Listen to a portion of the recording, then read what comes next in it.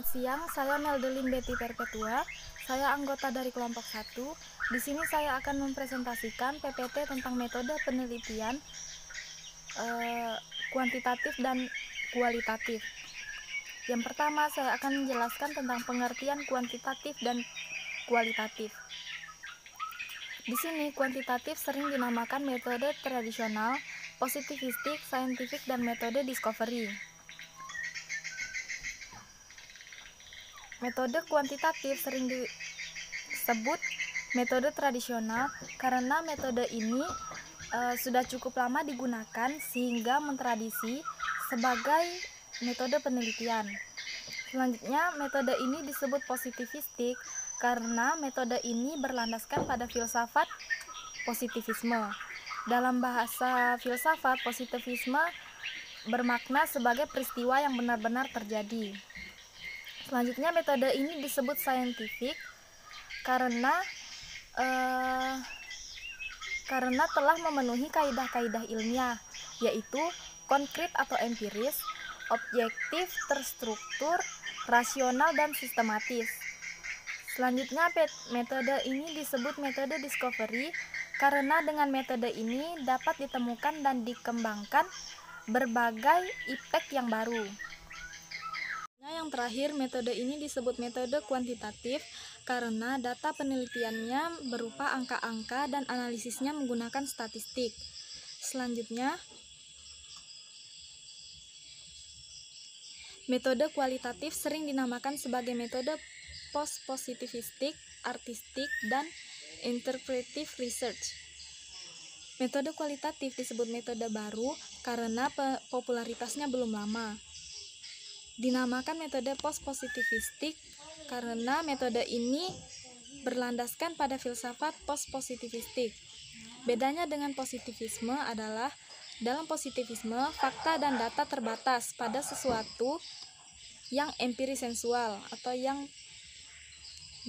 teramati secara indrawi. Sedangkan dalam post-positivisme, selain yang empiris sensual, juga mencakup yang ada di balik empiris sensual, yaitu fenomena dan nomena.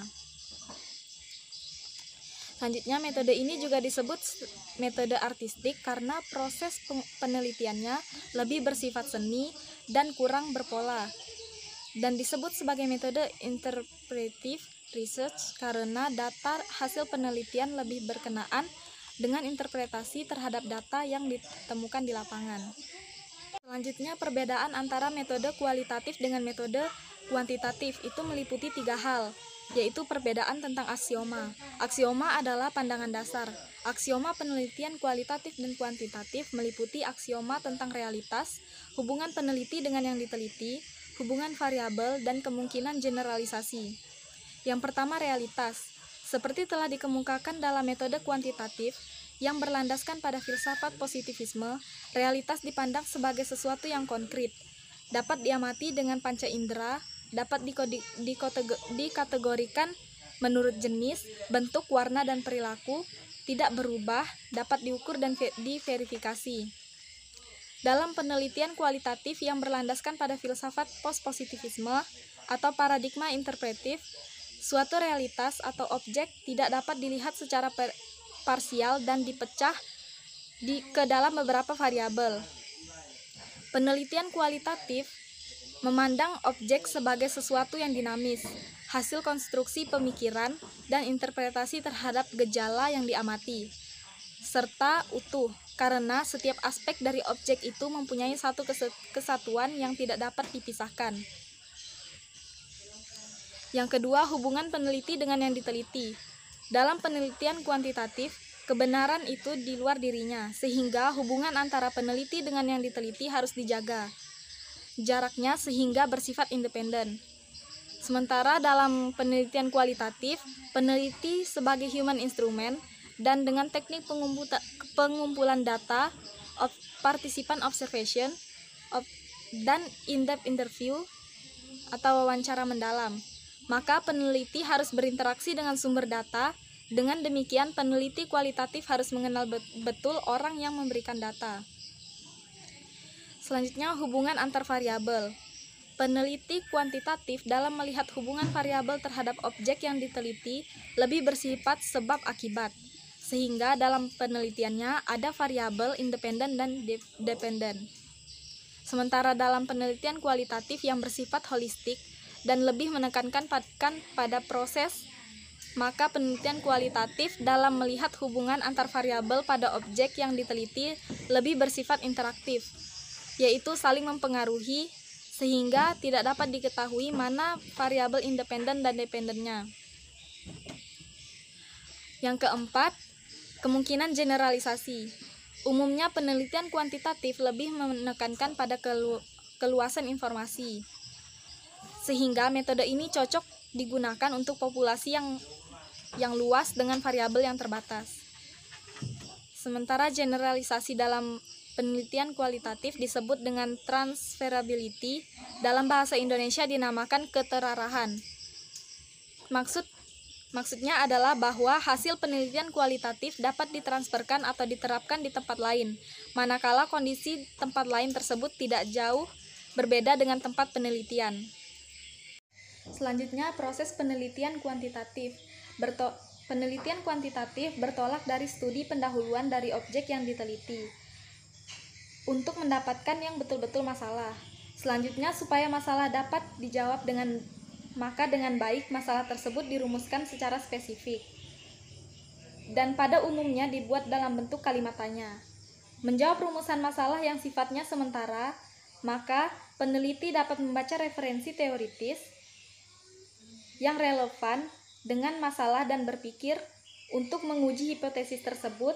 Peneliti dapat memilih metode atau strategi pendekatan desain penelitian yang sesuai. Pertimbangan ide untuk memilih metode itu adalah tingkat penelitian data diharapkan dan konsisten yang dikehendaki, sedangkan pertimbangan praktis adalah tersedianya dana, waktu, dan kemudahan yang lain. Setelah metode penelitian yang sesuai dipilih, maka peneliti dapat menyusun instrumen penelitian. Instrumen ini digunakan sebagai alat pengumpul data yang dapat berbentuk tes, angket, atau kuesioner untuk pedoman wawancara dan observasi. Pengumpulan data dilakukan pada objek tertentu, baik yang berbentuk populasi maupun sampel.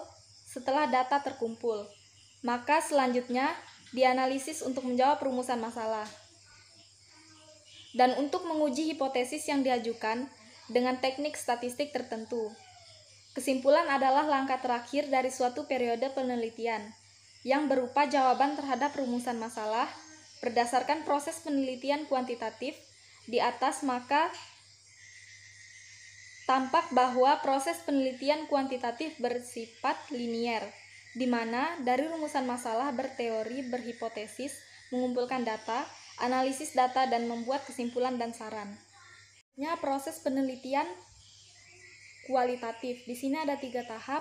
Tahap pertama yaitu deskripsi, memasuki situasi sosial, ada tempat, aktor, aktivitas. Tahap kedua reduksi, yaitu menentukan fokus, memilih di antara yang telah dideskripsikan. Tahap ketiga yaitu seleksi, mengurai fokus menjadi komponen yang lebih rinci. Selanjutnya, kapan metode kualitatif dan kuantitatif digunakan? Metode kuantitatif digunakan bila ada masalah yang merupakan titik tolak sudah jelas, bila peneliti ingin mendapatkan informasi yang luas, bila ingin diketahui pengaruh perlakuan atau treatment tertentu dengan orang lain, bila peneliti bermaksud menguji hipotesis penelitian, bila peneliti ingin mendapatkan data yang akurat, berdasarkan fenomena yang empiris dan dapat diukur.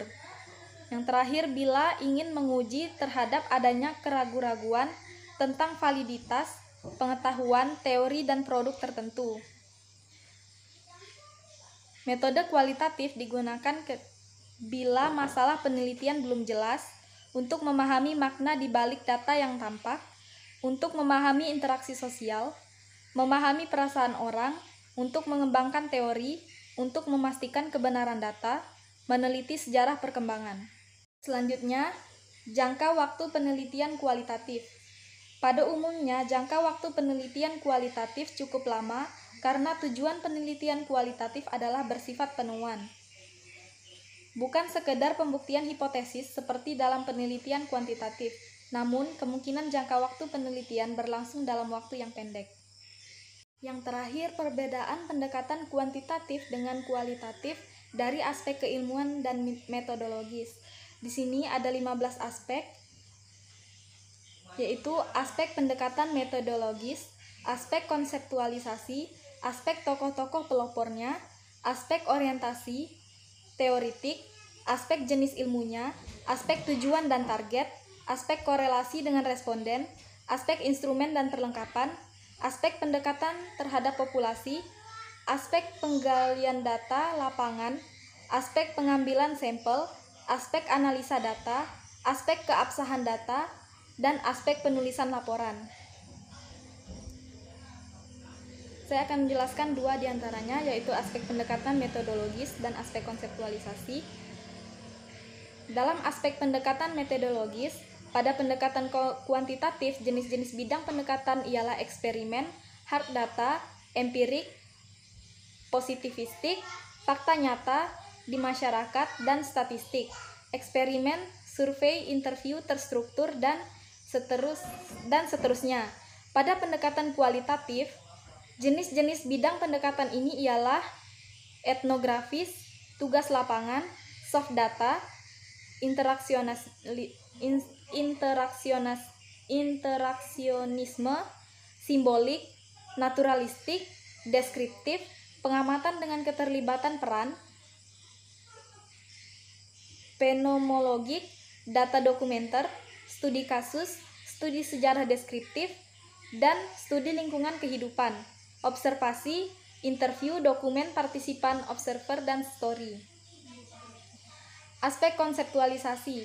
Pada pendekatan kuantitatif, jenis-jenis konseptual kunci ialah variabel, validitas, reliabel, signifikansi, hipotesis, replikasi, dan seterusnya. Pada pendekatan kualitatif, jenis-jenis konseptual kunci ialah makna, akal sehat, pengertian, batasan, situasi, fakta kehidupan sehari-hari, proses konstruksi sosial, dan sebagainya.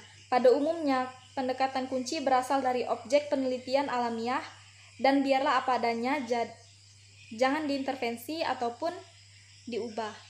Sekian dari saya, terima kasih.